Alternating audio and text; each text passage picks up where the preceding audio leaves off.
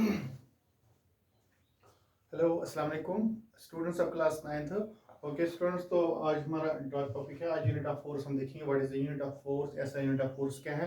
तो स्टूडेंट्स, कल हमने पढ़ा mathematical formulation of second law of motion. You know that mathematical formulation of second law of motion is like this: F is equal to K M A, that is, it is K is constant of, this K is a constant of proportionality. This K is constant. K is constant of proportionality. K is constant of, पता है constant of, but K is constant of proportionality. Proportionality. K of proportionality, constant of proportionality. तो students, you know the mass, the unit of mass, अगर हम देखेंगे जो मास का unit है, मास का यूनिट, इसका यूनिट है, ऐसा यूनिट है मास, वो है किलोग्राम, ठीक है। एंड एक्सेलरेशन का, अगर हम एक्सेलरेशन का यूनिट देखेंगे, ठीक है, मास का यूनिट है किलोग्राम, ठीक है, एंड एक्सेलरेशन का यूनिट है मीटर पर सेकंड स्क्वायर, ठीक है। एक्सेलरेशन का यूनिट है मीटर पर सेकंड, ठीक है। The unit of force is so chosen that the value of constant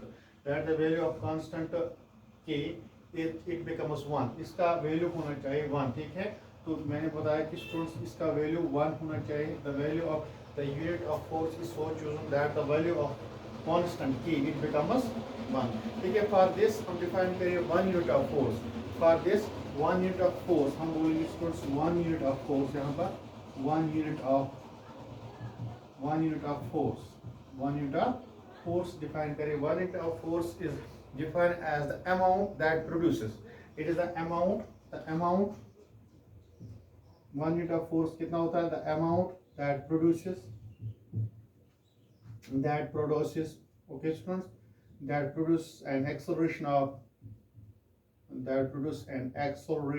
of 1 meter per second square of an object, that produce 1 meter acceleration of 1 meter per second square of an object, ठीक है, of an object of mass 1 kilogram, of an object लिखिए of 1 kilogram mass, of 1 kilogram objects का mass क्या है? 1 kilogram। तो 1 unit force, the amount that produce an acceleration of, it is the amount of force that produce acceleration 1 meter per second square of an object of mass 1 kg, ठीक है। तो यहाँ इस chart का लिखें 1 unit force, इस तरह मैं लिखूँ students 1 unit force is equal to, अगर है K, ठीक है, according to this K, okay, into m, unit of mass is mass कितना है object, so 1 kg, okay, into acceleration कितना है? acceleration है 1 meter per second square, okay students। तो this is acceleration। तो इसका वैल्यू है 1 unit force, it becomes 1 into 1, ठीक है। ये प्रोडक्ट इसमें है 1 into 1, ठीक है। तो ये बन जाता है 1, ठीक है। तो वैल्यू ऑफ k becomes 1, ठीक है स्टूडेंट्स। तो this the value of k becomes 1, ठीक है।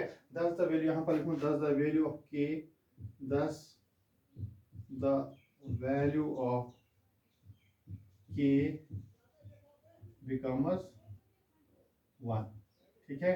k का वैल्यू कितना होगा? 1। ये हमें 1 यूनिट फोर्स, हमें अगर हम रखेंगे acceleration 1 metre per second square acceleration है, अमाउंट ऑफ फोर्स है, that acceleration 1 metre of 1 kg mass रखेंगे, ठीक है। तो value of k it becomes 1, ठीक है। k का कांस्टेंट का वैल्यू बिकम्स 1, ओके स्टूडेंट्स। तो आप देखेंगे इसमें, तो इक्वेशन, दिस इक्वेशन बिकम होता है अबो इक्वेशन, यहाँ पर होता है अबो equation, the above equation becomes, it becomes F is equal to m a, ठीक है। F is equal to m a, because मैंने भी बताया students F is equal to m a, because k का वैल्यू है 1, ठीक है।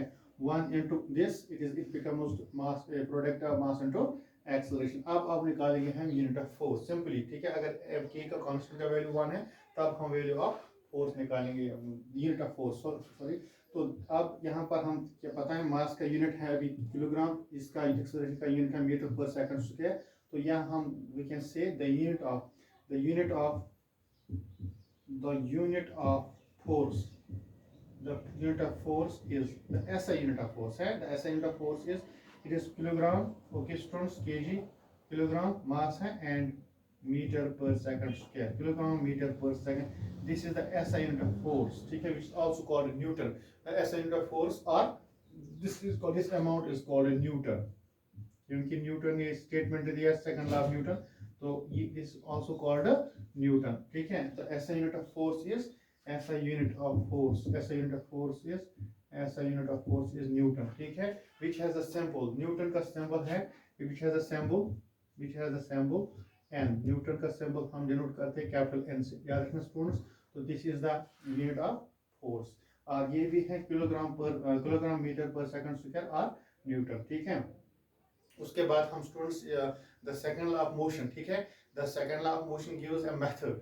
The second law of motion gives a method to measure the, it gives a method to measure the force acting on object. यहाँ पर लिखूँ students the second law of motion, यहाँ पर the second law of motion. ठीक है, second law of motion gives a method, gives a method to measure